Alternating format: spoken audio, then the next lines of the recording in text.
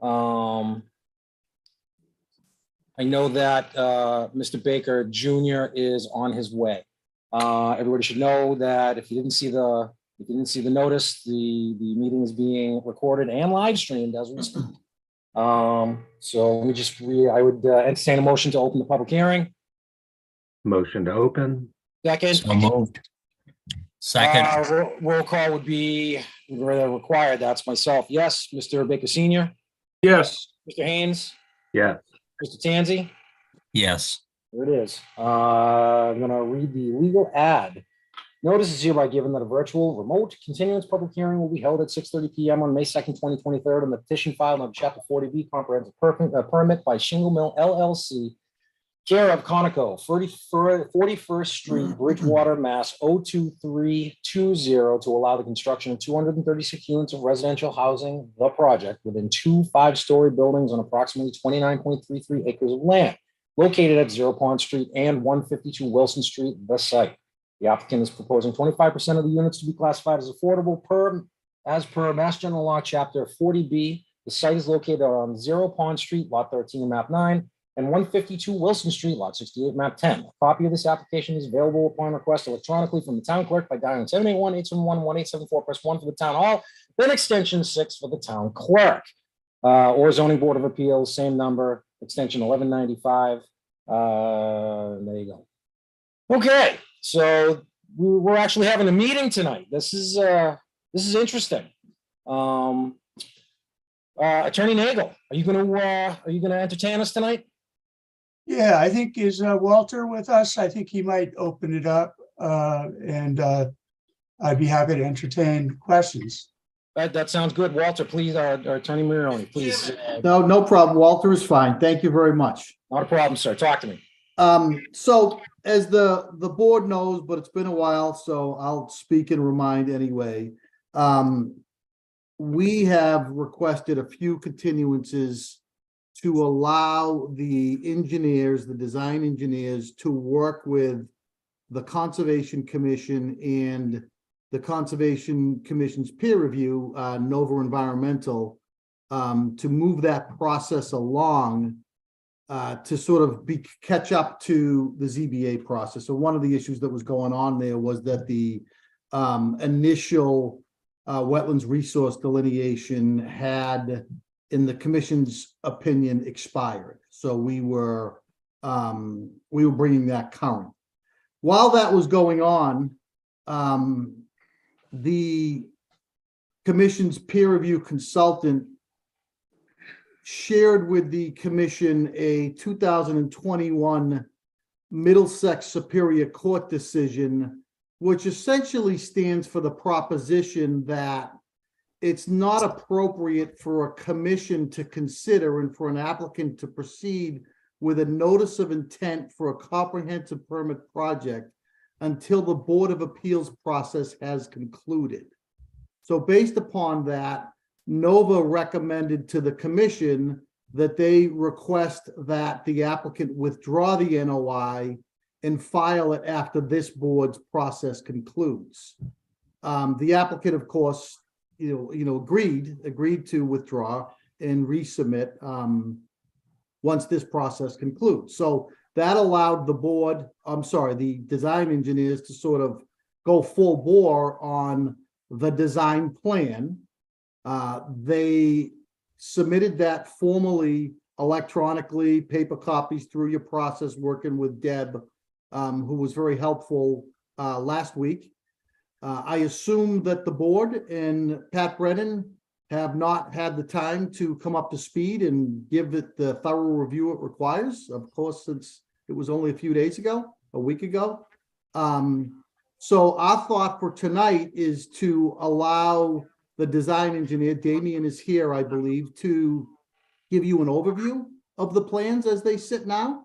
Obviously, you're the chair. You can do whatever you want. We're here. We have a full team here. But we didn't want to waste your time and the board's time either, when it wouldn't be fair to suggest that you've had the opportunity to really dive in. Have Mr. Brennan has had the time to dive in yet. So if that's acceptable to you, we'd like to at least have the chance to have Damien give you an overview, unless you think it's better to just do it all at the next meeting when peer review is ready. We'll do that too. But we're here ready to give it to you. I talked to Pat Brennan. He's already, and again, I know he's on the meeting. I'm just going to reiterate what he and I discussed. He has not had enough time to go through anything.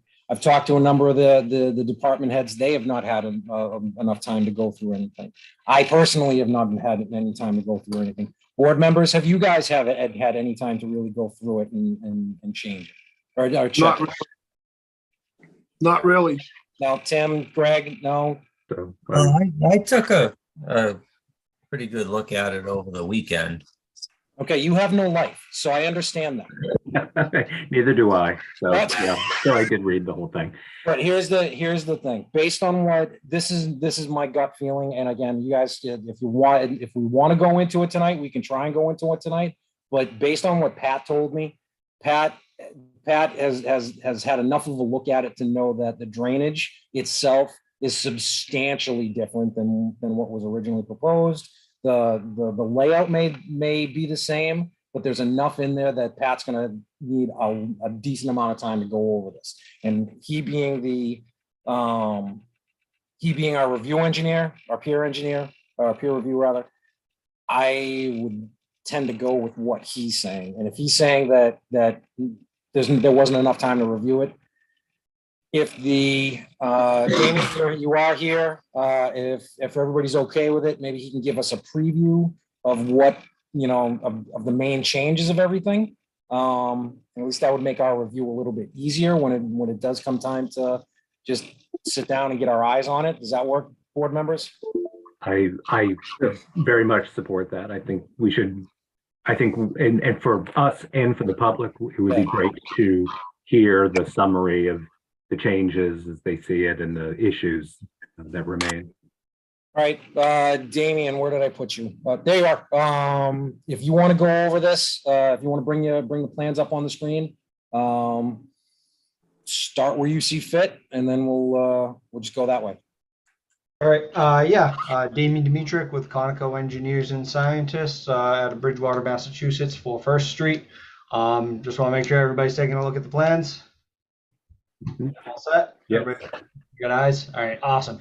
As described, you guys are, your first glances are accurate off the bat. The general layout of the project site remains mostly the same. There hasn't been much change to the footings, the footprints. Layout wise, the only real major difference is, the parking area that's closer to the vernal pool has been tucked in a little bit closer in that area, and I can highlight that down here. Let me get my comment notes out here. So that's just this parking area down here. So layout wise, from the last iteration, that's the only major change that you could really dig your teeth into. Otherwise, as stated again, Pat.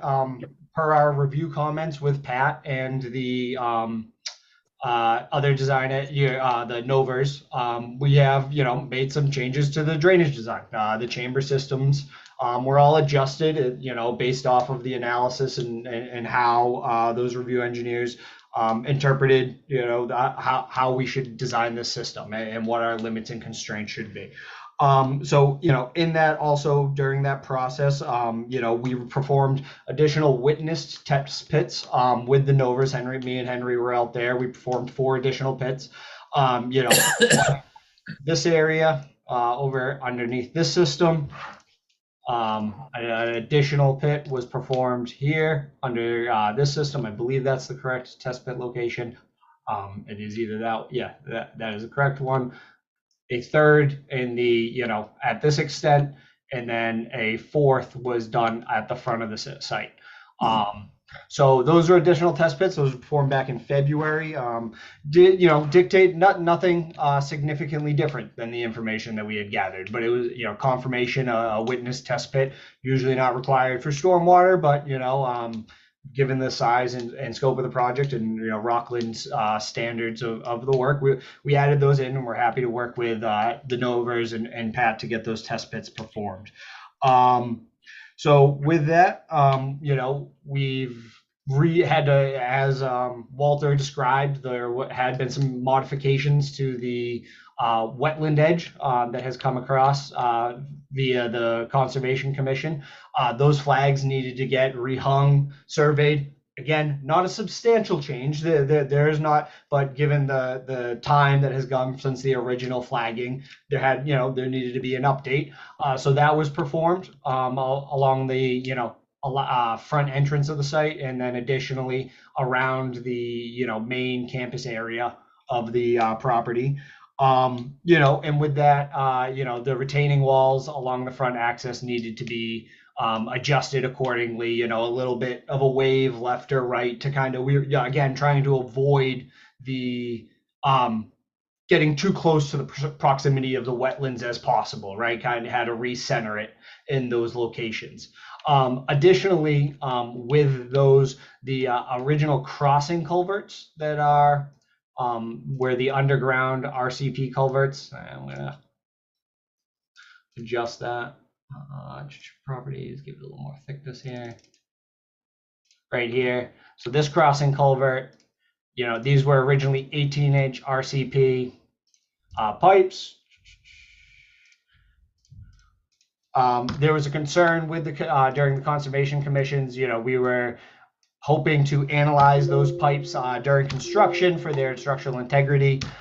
So what we, to avoid having those issues come up, what we've designed is some precast concrete structures that will just overtop those pipes, right? So, we'll have our existing grade. This will allow for wildlife crossing and additional, benefits for, if there's ever needed for replacement or repair of the pipe, there'll be easier access rather than having to, bring up the road or do anything like that, causing some other impacts to the wetlands. So, that's a major, adjustment that has come from the project. I went through the drainage design, and then, minor things such as, fencing. Let's get back to the layout page.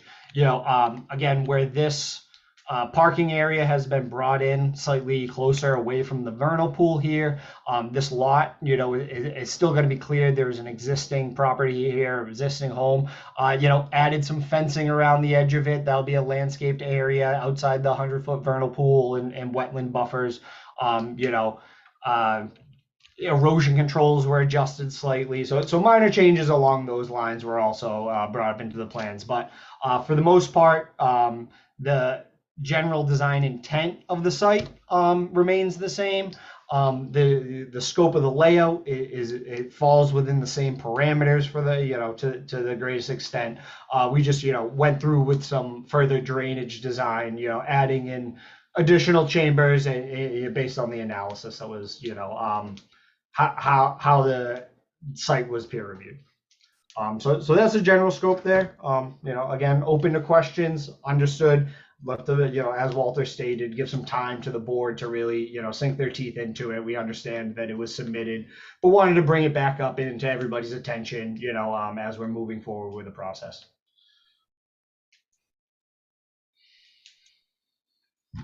You're on mute, Rob. All right, there we go.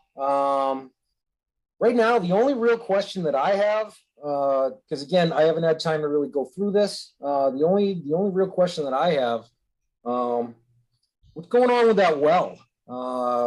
We've gotten a lot of complaints at the zoning department about things that are going on Wilson Street and people coming in with trucks and surveyors and all kinds of stuff, and just trying to figure out what's going on with that well that the zoning board was never really told about, and then all of a sudden it happens. So so that was Mike Toohill, actually. I know he's been involved in the permitting of it. I can speak to the knowledge that I know is that it's been brought up with the Conservation Commission, permitted through them.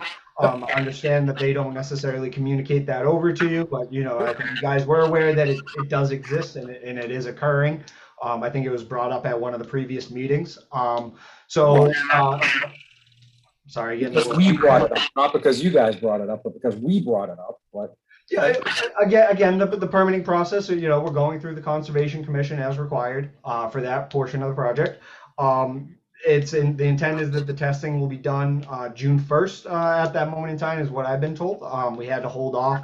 We've been going through the permitting of it, the installation of the dewatering area, and then again with the requirements associated with the well testing and the drawdown, having to be during a certain time of the season. So that's currently what's going on with that. Okay. All right. Board members, anything you really want to talk about tonight? I don't know if there's really anything to talk about without actually going through this and looking at it.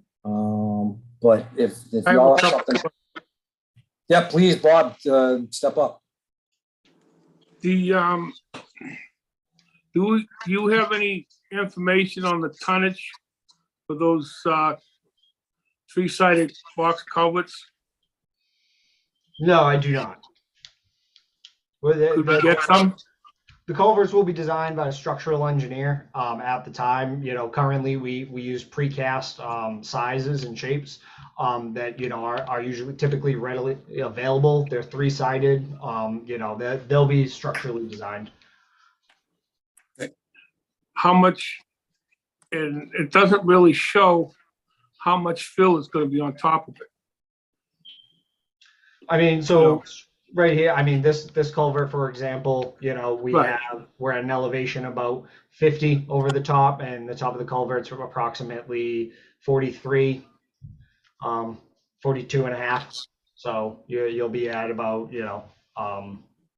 6 feet of fill, 7 feet of fill. Maybe the back on there, yeah. The other thing I noticed is, and it's probably premature, but in these drawings that we have now, it shows the buildings, and the number of apartments now has been reduced. Yeah, that was the same as the previous submission. We're at 199 units. And what was the original amount? The original from Yeah. when the submission was The first submission? the first submission here. Let me go back into my folders here.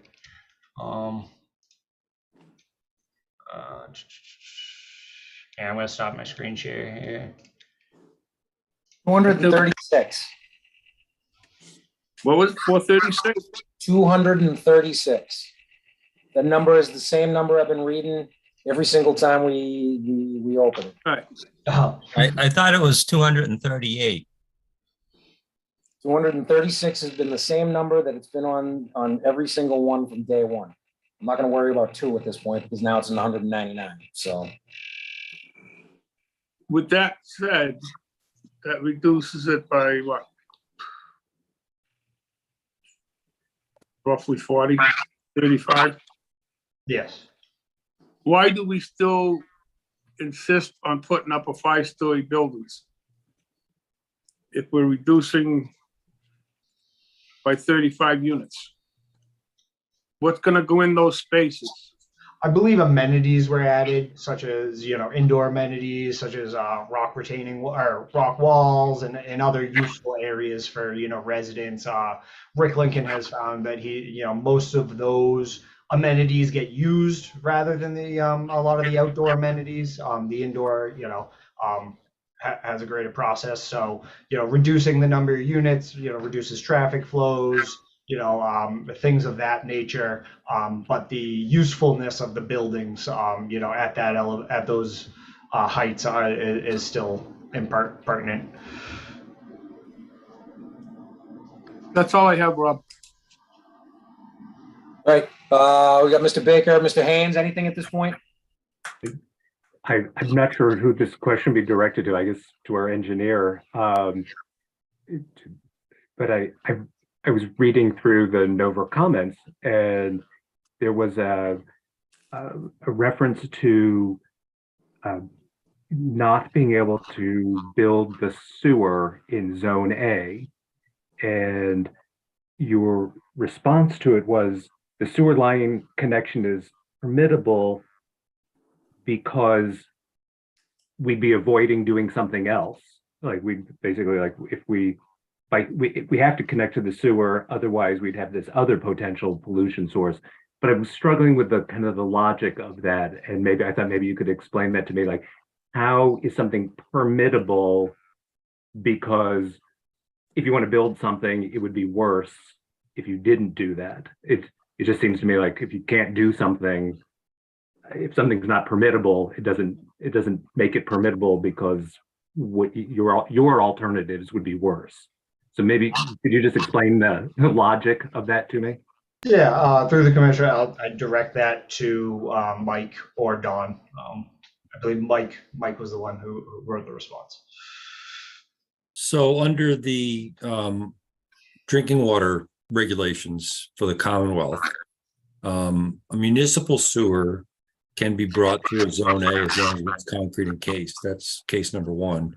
And the other test is that a sewer can be brought through a zone A if the alternative means of disposal could cause additional pollutant discharge into the zone A. And so an on-site sewer system next to a zone A has a higher potential pollutant load than does a sewer that goes to a municipal point sewer. So that's right. It's right from the drinking water regulations. So I got that it was just the logic of it. It's sort of it seemed to me that if you're trying to do something in like and you need to work in zone A, it seems like it's saying you can't get the permit. But you're saying, oh, it's fine because No, it's actually the state saying that they realize that there are cases where sewers have to be brought through a zone A. And here are the exceptions to not having a sewer in a zone A. And it's those two exceptions. So it's actually the state regulations having to do with sewers in a zone A. mm-hmm. So okay, that still the logic of it doesn't make sense to me. Okay. So we'll just It's it seems to me like the answer is you shouldn't be building here. no, it's directly from the DEP. It's so that building can occur and that sewers can be put in a zone A. That's exactly how the state wrote the regulations. Okay, I'll wait until our until peer review looks at your comment, because I was reading your response to their comment saying you can't do that. So the logic of being able to didn't make any sense to me. But I'll hold the question until our peer review has a chance to review your response. Yeah, fair enough. Make sense of the convoluted logic. So thank you. Okay. Mr. Tanzi, anything you want to say? Yeah, there's a couple of things. One was the zone A, and I did look up the regulations, and it prohibits a sewer from going through a zone A. There are two exceptions to that. Okay, encasing the sewer in concrete or sleeving it is not an exception. That has to be done if the two exceptions are met. Correct. And I'm looking at 310 CMR 22.2 B3B. And what it says is all sewer lines and appurtenances are prohibited. And they're talking about within the zone A, okay? Except as required to eliminate existing, okay, or potential pollution to water supply. This is not an existing pollution or potential pollution to the water supply. Or, okay, then it says, or where the crossing of tributaries is necessary to construct a public sewer system. So that would mean a sewer that is taking existing houses onto a sewer system rather than having, say, a septic system polluting the groundwater. Now, the applicant has said that he's making the case that he's eliminating a septic system. I don't think the site could support a septic system anyway, and that's one argument. But the real argument is you're not eliminating that potential threat. That potential threat of a septic system for this development does not exist. The language is quite clear. It's emphasizing existing potential pollution to the water side that's required to eliminate. This is typically dealing with houses that have septic systems, existing houses. They're in or near critical areas like zone A's or whatever, and they need to be sewered so that these septic systems don't compromise groundwater situations or sensitive areas like water supplies. The second thing is this is all new development. Not only is it going through a zone A through a new sewer, that new sewer is connected to an old sewer. And as you know, we have a lot of II problems, which is basically fancy word for leaky sewers. If you have a lot of water leaking in during high groundwater conditions, you're going to have sewage water leaking out during dry conditions and even in high groundwater conditions. I think the bigger threat to the zone A would be sending all the sewage of this development through an existing sewer system in the zone A. The way I read this language, it's all in the context of eliminating existing problems or an existing potential problem. And I just don't see this project falling under the criteria of 310 CMR 22.23B. The other thing that I noticed regarding the culverts. Now, the Conservation Commission wants the existing pipes removed and having those culverts meet what's called a stream crossing standard. Now, the state has guidelines of how to provide culverts where amphibians, invertebrates, fish, and other non-aquatic wildlife can pass through along the banks of these, of the crossings. I think that this, I know that this is a conservation issue, but I think those existing culverts should be removed. I think it falls underneath the criteria of meeting the stream crossing standards that the state puts out. And this would basically be three-sided bridges where those culverts are. And the other thing that I noticed, if you call up the plan that shows the zone A on that causeway, there's no culvert under a tributary. There's a tributary line going underneath the causeway to this development. And that road, I don't think anybody has picked up on it, but that causeway road is damming off that tributary. So that definitely would require a stream crossing evaluation, and you can't dam it off. I mean, if you look, do you see the plan with the zone A, with the blue zone A on it on the causeway? You'll see that there's a tributary running underneath the road, and there's no provision for a culvert so that flow can freely flow underneath the causeway and go into the reservoir. So, I mean, that's something that I would like to see get done. I also noticed that there's an area called, and this would be to the east of the parking lot. There's an area called amenities area, and it says see landscaping. There used to be a building, excuse me, in that area.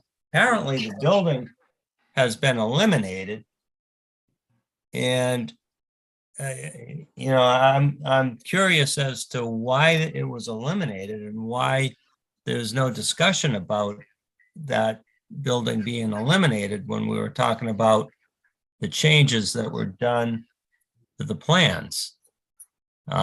Is there anybody who can inform the board about what's going on there? I mean, you had mentioned something about rock walls being added in the building and so forth and so on. I'd like to see a floor plan, the latest and greatest floor plan, and take a look at some of these amenities and rock walls and whatnot. But is there anybody who can speak to that elimination of that building that I was talking about? Yeah, I can touch upon that. So the amenities area was in the previous plan set. The building had, from our last meeting on, was that November 15th, showed that amenities area. It's a playground area, an outdoor playground area. The building had been eliminated prior to that. And again, the amenities and the offices and the function of the apartment building, all of that used to be in that community building that was off to the side. There's now been eliminated, and those services are now transferred into the main unit apartment buildings. So then so we had that space over there, that open space. We assumed it would be a good location for amenities. We were able to keep 25 feet off of the wetland for that. We were allowed to, it's against, in existing upland area. And that's what occurred with that community building there. And I can screen share, I apologize. I brought it down, I think, to allow, I know it's helpful for everybody to kind of see the plans as we chat about this. So again, that's this area down here in the bottom, where am I here? Bottom right-hand corner here.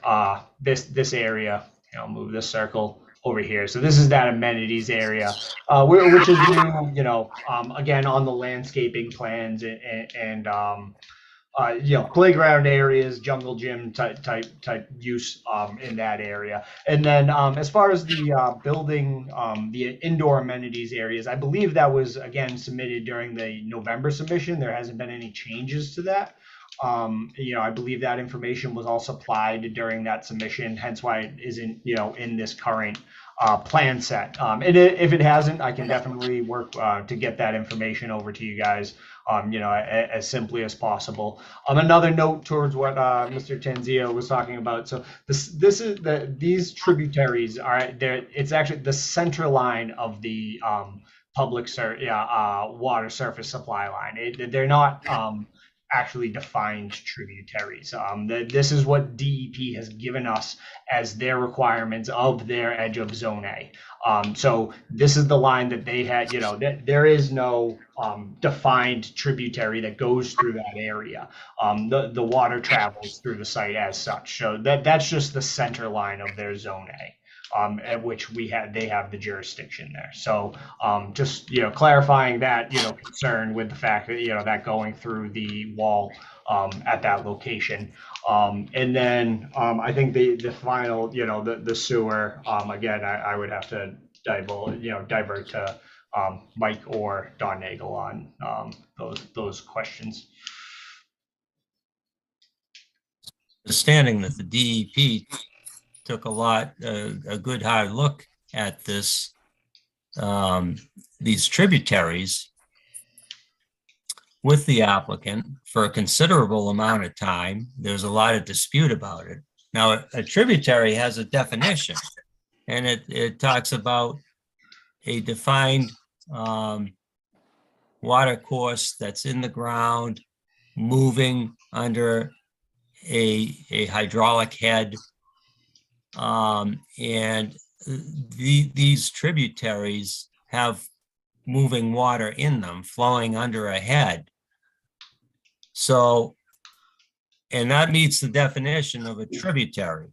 And the DEP took a good hard look at this mapping of the tributaries, and they're saying that that is a tributary, and that's going to require you can't dam it off.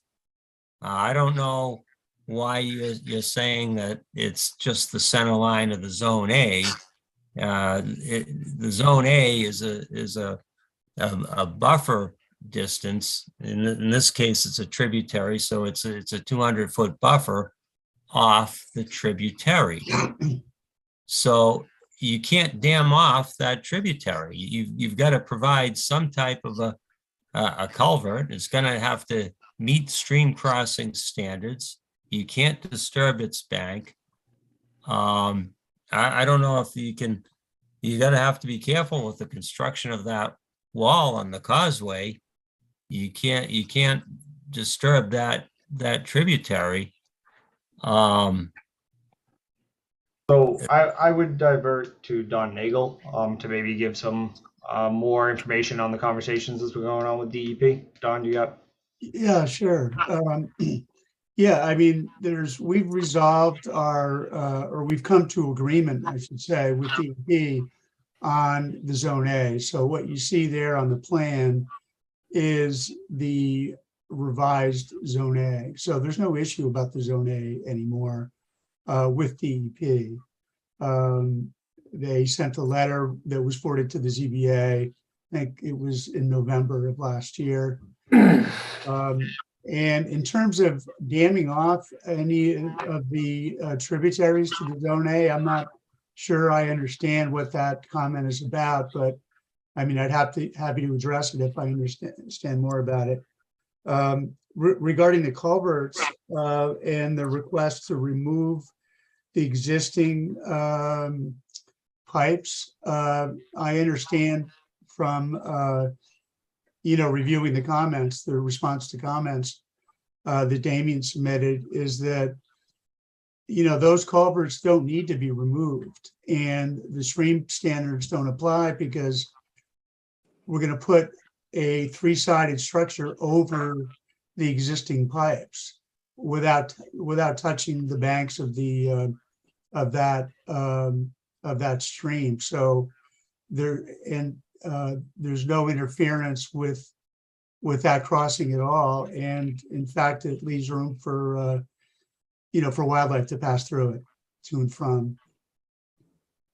If you remove the pipe and you left the bridge that you're proposing to construct that three-sided bridge.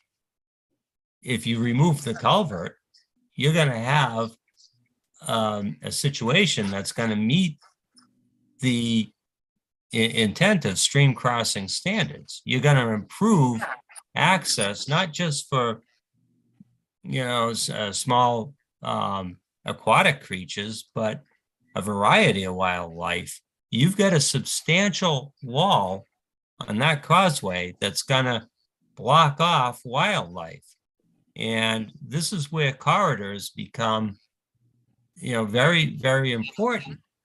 And I think we need a third bridge culvert here to meet the standards. That is a substantial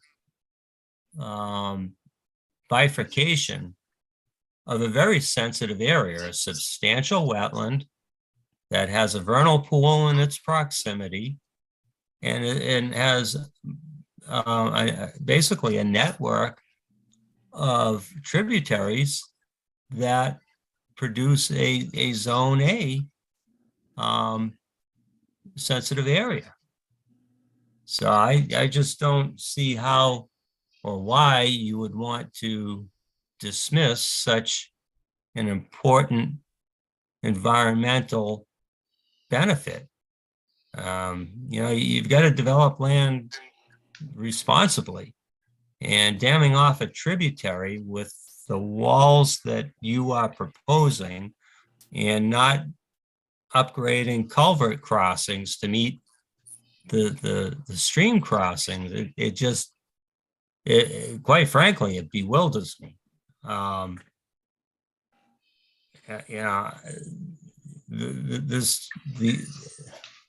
There are some real issues with this project. The last thing that I want to go over, and I would like the I think the board should give or try to give the applicant some direction. And this is dealing with parking.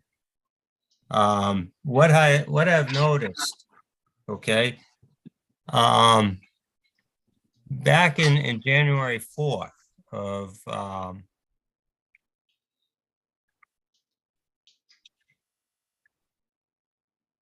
February 19th, 2021, there was a parking count of 414 spaces, okay?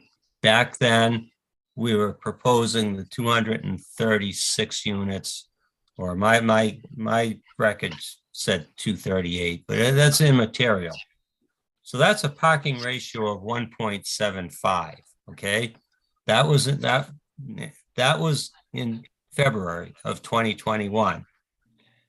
February 14th, 2022, the parking count went down to 305 spaces. Now, the units went down to 199. So that's a 1.53 ratio. So the ratio went from 175 to 1.53. There's a landscaping plan that was in March of 2022 that showed 317 spaces, and there was 199 units. In September of 2022, there's 303 spaces at 99 units. Again, that's 1.52. And then here in April of 2023, we've got 299 spaces, and we still have 199 units. That's a 1.5 ratio. Can the applicant explain where these counts are coming from and why the counts have dropped over the submittals? The submittals that were spaced over considerable time amounts, which is kind of easy to lose track of. So how are you justifying that each one of these units is going to have basically one car living there, and then every other unit is going to have two cars unit there? Because that's a 1.5 ratio. Our 1.5 cars per unit. Our bylaw requires 3 cars per unit.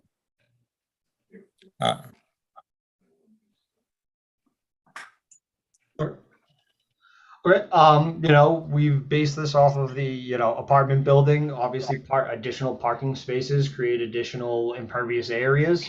Reducing parking has turned into, much of our other larger projects seen as a benefit. Parking ratios in, more dense areas, understand Rockland's not, Boston, are significantly smaller. Our developer has seen that, a 1.5 ratio usually works for his types of developments. That has come to be a useful number. Obviously, the regulations are for, the town per unit are based off of, different types of living communities, and coming down, we've done, the units have reduced, parking has reduced, we're trying to reduce the scope, due to, the different components of the project that have come across. So, we're trying to play as many sides of the work the project into what's a reasonable solution here for to get some nice apartment buildings with parking areas on the project. So the 1.5 ratio is where we sit now. The reduction in units was reduction in scope to help with the impact of the site, to get it there, and reducing parking helps reduce, areas within buffer zones and resource setbacks to have lesser impervious areas, and is typically considered an environmental plus versus having significant more parking that, you know, often doesn't get used. So we've had 199, and we've gone from 305, 317, 303 parking spaces, and now we're at 299 spaces. How did you reduce that? I mean, you've got the same amount of units. Why have you reduced that down to 299? At the 1 point, I think, I mean, we reduced it by reducing the amount of impervious and the amount of parking area. You know, we've come to the conclusion that a 1.5 parking ratio is adequate for this type of development based off of other projects that we've had of this scope. And becoming, you know, reduction in impervious, you know, that was a conclusive number to sit on. And, you know, reducing impervious helps in, you know, in the facets of environmental, reducing environmental impacts. Damien, can you do us a favor? Can you pull up the plan and show us the areas that you've modified where you brought the pavement back to, in effect, reducing the number of parking spaces? So I think that would help everybody understand it, because again, as you're going through the Conservation Commission, as the Zone A is changed and stuff like that, obviously the impervious areas had to get decreased to some degree. yeah. Is that something that you can do?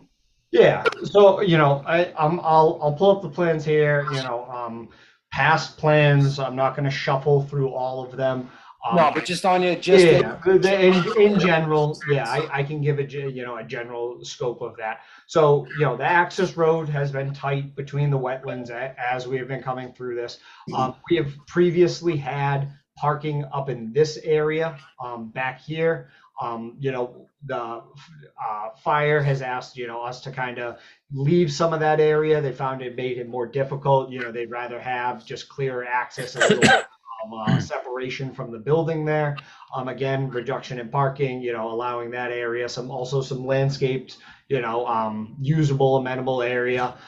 Addition, you know, the building being here, you know, parking, you know, can be decreased in almost, you know, little snippets as well, right? So along this area, there was that building that came across here. You know, we used to previously connect this area, you know, and parking came down that way. So, but due to access, you know, the thought of, you know, vehicles driving straight down here across the fire access and things like that, you know, we thought that putting in some sidewalks and some safety measures there aided in that. You know, and again, in the way that the grading and drainage kind of worked out, you know, it's a moving puzzle, right? That's part of being an engineer, and how it works is working through the different aspects of how the site needs to change. I believe that the parking used to, you know, take up a larger area over here. This is, you know, mostly where that impact has been reduced to the greatest extent. So let me really highlight that area over here. You know, along this edge, and then again further down towards, you know, the buffer zone. So there was previous parking. You know, this is probably where the most reduction has been done, near the vernal pools, and, you know, against, you know, along Wilson Street is where the major amount of reduction has occurred. Does that answer? Does that help out, Rob? That helps out me. Mr. Tanzi, does that kind of give you a slight idea as to what's happening? No, I know where I saw where, I compared the two plans and I saw where the reductions were. But the question that I have, the applicant, is, are you aware of 301 CMR 11.036B15 under the transportation MEPA thresholds for filing an ENF? It says construction of 300 or more new parking spaces at a single location triggers MEPA. Now you have, 299. Did you arrive at that parking count to avoid filing with NEPA? Again, the parking count has been based off of the ratios associated with the buildings. Yeah. Well, are you familiar with the Viva Apartments in Bridgewater? Not specifically. Oh, the Viva Apartments in Bridgewater are 5-story bar building apartment complex.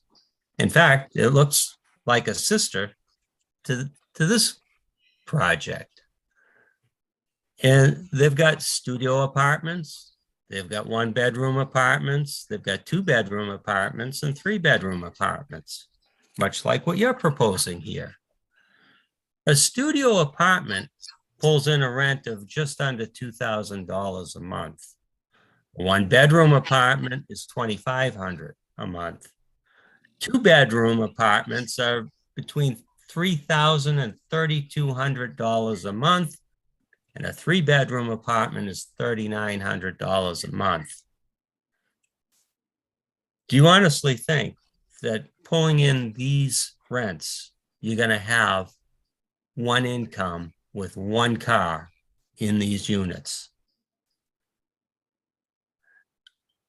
In a studio unit, you'll probably have some people that is single person, one car, but you can have a newly married couple living in a studio apartment that have 2 cars, that have to have 2 incomes to pay $2,000 a month for an apartment. People starting out.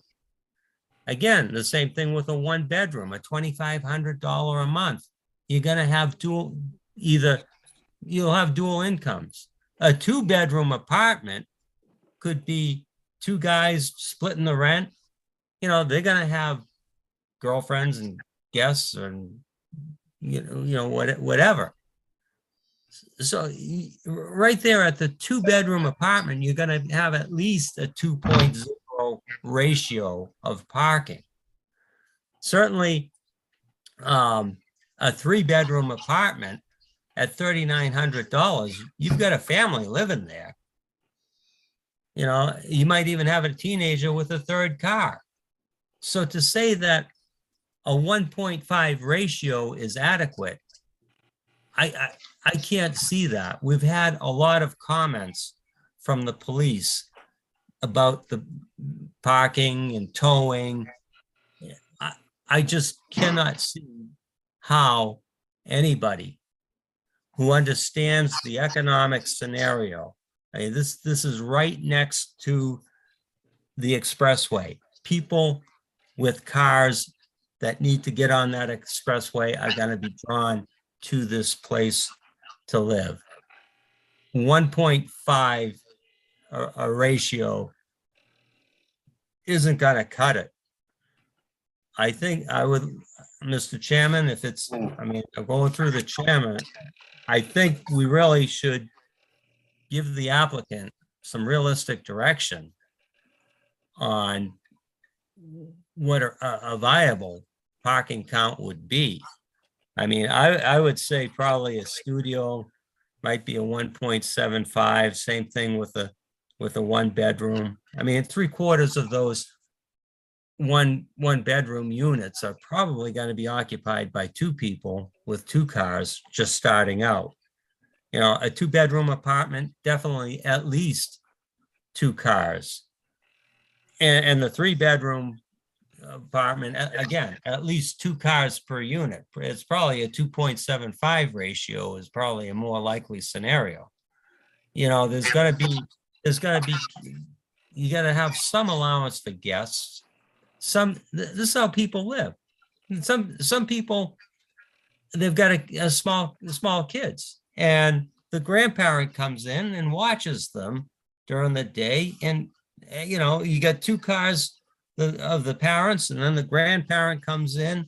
I mean, you need to have a realistic parking lot count, not finagling it so that you can avoid NEPA thresholds. And by the way, reading through the comments of the Conservation Commission, it seems that you you try to avoid the MEPA thresholds on some of the conservation issues as well. This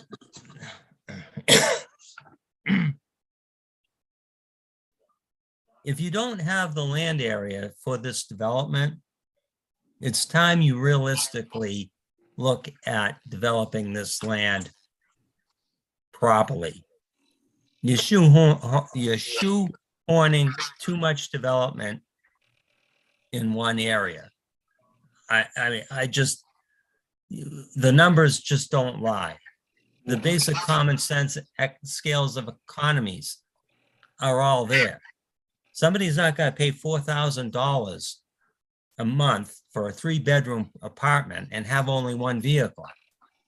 You know, the vast majority, that's just not the way it works. It's just totally impractical, especially in a project that's right next door to the on-ramp of the expressway.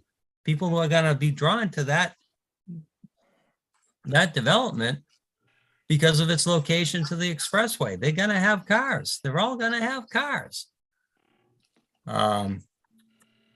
So, I mean, Mr. Chairman, I've spoken my piece here, and you know, I mean, I had other stuff about the wells. We've already covered that. I don't see any zone 1. Apparently, they're still proposing well water, and I don't know anything about where that well is, what the zone 1 is, or any of that information.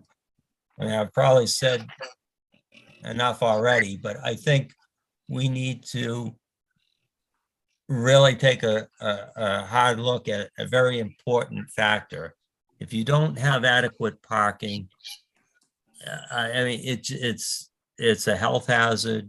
It's a burden on the police. You know, it just has to be realistically looked at based on scales of economy and not on, you know, trying to avoid a MEPA threshold. I agree with you 100%, Greg. You hit the nail on the head. Absolutely 100%. Damien, can I ask you this? How many total bedrooms are in the place? Total bedrooms. Yep. Yeah, let me.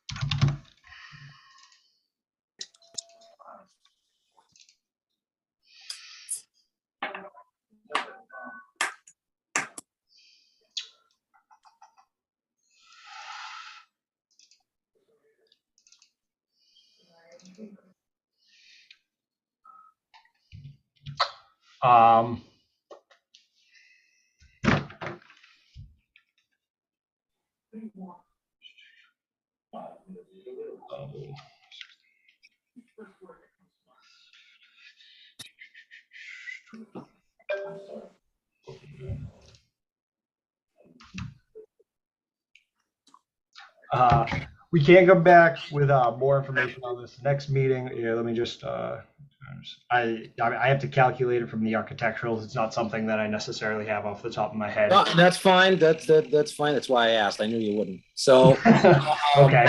Do me a favor. I want that calculation because if it's I want to see where it falls in relation to the 199 parking spaces.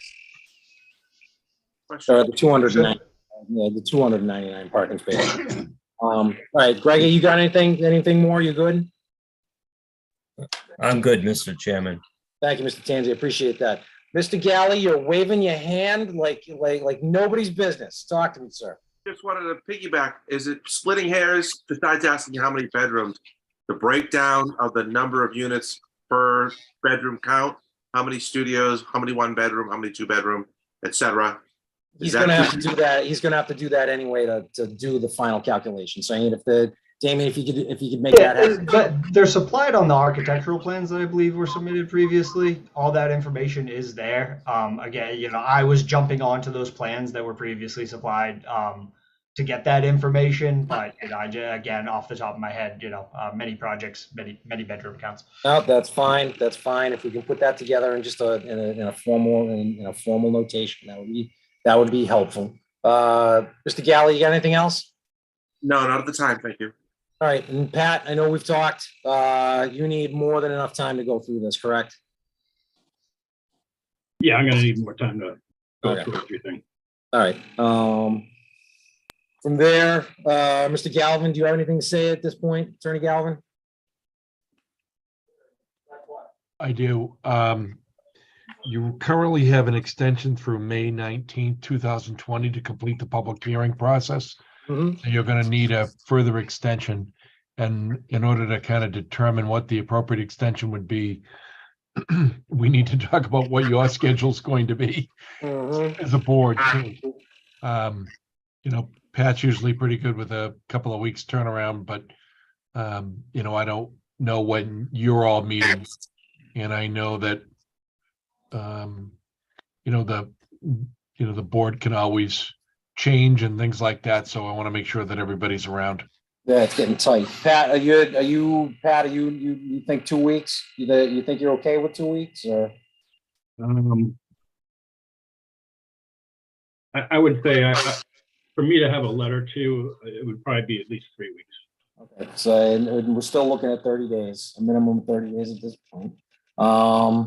Mr. Chairman, I think we should also ask the commission, meaning the Conservation Commission, Mhm. to provide the board with a letter to the extent that there are any local wetland bylaw issues, so that the board is aware of the commission's position on those issues. Right. Hasn't happened yet, so we'll try again.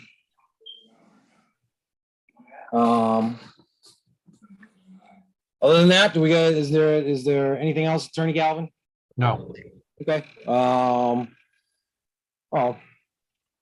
there's been a decent amount of talk about, actually, I did get something from Dave Taylor. It wasn't much, but it was enough that it was enough to talk about. This is an email received 4 hours ago, actually. Received the plan on Shingle Mill, and again, this is Dave Taylor, Superintendent for the Rockland Highway Department. Received the plans on Shingle Mill yesterday, not a sufficient amount of time to review. I did notice there was no plan showing widening of road at entrance. No sidewalks from development to Turner. No remediation and drainage upgrades to Wilson, Colby, Curry, and Wright, just to touch on. So those are the things that he was looking at. Damien, does that sound, do we know what's going on there? Is there anything you can talk about on that? Yeah, I mean, I haven't received those comments. I don't know exactly. Yeah. All right, again, it's just something he wanted to brought up. It was just in quick review of that. We've talked about this before. I know we've talked about this before when it comes to widening the road, when it talks to sidewalks on Pond Street, when it comes to drainage remediation on the associated streets. So, I know that's going to be an issue. Once the different departments have their own individual, time to go over that, we'll forward you all those comments as well. Let's see. All right. What else we got to talk about at this point? I mean, there's really not a ton. And it's at this point we can do limited comments from the general public if we want to. I know people want to talk about this. So if there's something new to talk about, we can definitely entertain it tonight. If it comes down to the same old, we're not going to beat a dead horse. If there's something new to talk about, then I'm more than willing to. There is. I was on the MEPA process. It kind of looks like they're trying to fragment this project. Okay. With keeping the parking spaces. So yeah, that's a MEPA process, and yes, I've been developers doing that before. Also, the other new thing, Mr. Chancellor brought it up. They're going to put a culvert over that stream. Barry, you're bouncing in and out. Your internet signal's not happening. You're having issues with your internet signal. That's number one. And number two, Mr. Tanzi has already brought that information up. So that's nothing new. Let's talk about something new. Do you have something new to talk about? Well, actually, the culvert will happen because I've been involved in a culvert over an intermittent stream, and that is new. Right, Mr. Tanzi brought that up. So they're gonna have to address that once they look into that. And again, Pat Brennan hasn't had any chance to really look at this. So it's been brought up, so let's talk about something new. If there's nothing really new to talk about.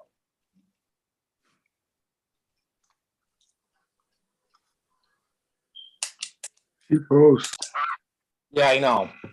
So, and again, just for the record, we all know this is Mary Parsons. We know where you live, Mary. So and I appreciate everything that you're saying. I'm just trying to get through this as easy as humanly possible. These are all issues that we already know exist. If anybody has something that they want to talk about of situations that we have not talked about yet, then let's talk about it. Well, you haven't talked about the underground stormwater. And I don't know why my internet is like this. You haven't talked about the underground stormwater. Because it hasn't been reviewed yet. We can't really talk about it because it hasn't been reviewed. Pat has not had the opportunity. But they showed it on their map. Right, they show it, but just because they show it doesn't mean that Pat knows everything about it. That doesn't mean that Mr. Tanzi has looked at it. You know, it's something that peer review has to look at. Right. Well, Right. That's what I'm saying. That's what's new on that. Right. Doesn't mean I'm not meaning that everyone's talked about it yet. Yeah, no, it's new. We've already talked about that the drainage is new and Pat has to look at it. So, and we don't know enough about it to really talk about it, other than the fact that it's different. We already know. That's good. What else you got? And Mary, That's it. All right, Mary, you know I love you. You know I'm not trying to shut you up by any means. I want this over for tonight because I'm so aggravated that we haven't had enough time to look at this. And you know you need to tell me the next time there's a open house at the sandpaper factory. I'm gonna set myself a personal alarm for that. Mr. Chairman, Yes, sir, Mr. Baker. I'd like to make a motion to continue the public hearing on Shingle Mills to June 6th meeting at 6:30. Deb, does that work? That works? All right, I've got a motion. Is there anything else you want to add into that motion? Anything, any other specifics, Any of the information that we requested be given to us by May 28th, 9th. Pat, does that seem reasonable? Yes. Yeah. All right. Damian, does that seem reasonable to you? Yeah, well, I'll work with Pat, and if there's any additional information or he has comments, we'll work through that as we receive them. But June 6th works for now. May 29th, if information. That's fine. I just wanted to make sure that there was expressed consent that you and Pat can talk, off air. I just wanted to make sure that is known. All right. I got a motion. Do we got a second? Rob, Hold on. We got a Deb. Deb, you have to extend the hearing. And then we get and modify the motion to also include a request for extension through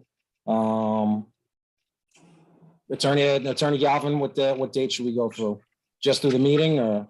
Well, so the next hearing date is going to be what, June 6th? Yeah. 6th. So, you really shouldn't continue it until the applicant gives you the indication that they're willing to agree to that, first of all. And then they can agree to supply that letter to you. I would think that we'll have another meeting. There'll be peer review. There could be some changes and you'll want public input. So I'm envisioning you're going to need at least 2 more hearings.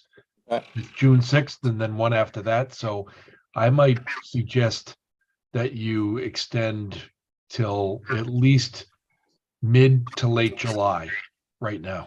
Attorney Marioni, is that? We'll give you a letter in the morning, as we always do. We'll extend through the end of July. That works. All right, Attorney, Mr. I got a second. All right. So the only other question that I have at this point, and I know that they're talking about it at the selectmen's meeting right now. And we got to, I got to bring it up now because it has potential of affecting this. So Mr. Haynes and I had a discussion about this. He will not be continuing on the zoning board of appeals after May. So what that does to this hearing is it decreases the number of voting members down to 3. Attorney Galvin, does that do anything to, what does that do? It means that when the board goes to vote, it'll be only 3 people that vote, and a majority vote will carry. So they'll need 2 out of 3 in order to gain a comprehensive permit. Right. So that works. Remember, a comprehensive permit is different from the ordinary special permits that require 4/5 votes or a unanimous vote where there's only 4 board members. Comprehensive permits are decided by majority vote of a quorum. All right, and we're staying, and obviously we're still going to have a quorum with the 3 members. You will. All right.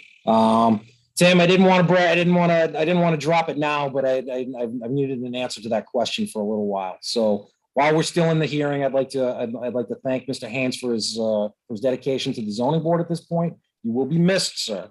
So I just wanted to state that at this point. If things happen to change, sir, and you want to change that, I will gladly welcome you back. But at this point, I have a motion and I have a second on the table. Any other discussion on that? None? All right. So I have a motion, I have a second. Roll call, myself is a yes. Mr. Baker Senior? Yes. Mr. Haynes? Yes. Mr. Tanzi? Yes. Rock and roll. All right, so we got everything taken care of. Again, just you guys talk back and forth, just get this taken care of. Damian, Pat, just, do it as best as you can. As the comments from other departments come in, we'll forward them directly to you, Damian and Pat, obviously. Walter, Donald, we'll have everybody together on this and we'll go with it. Anything else to talk about? I don't think so. Okay. Motion to close the hearing? Other than, I'm looking at it, other than non-deliberative announcements. Deb, we got anything? Nothing. No scheduling, no minutes to talk about. Roll call. I got a motion to adjourn.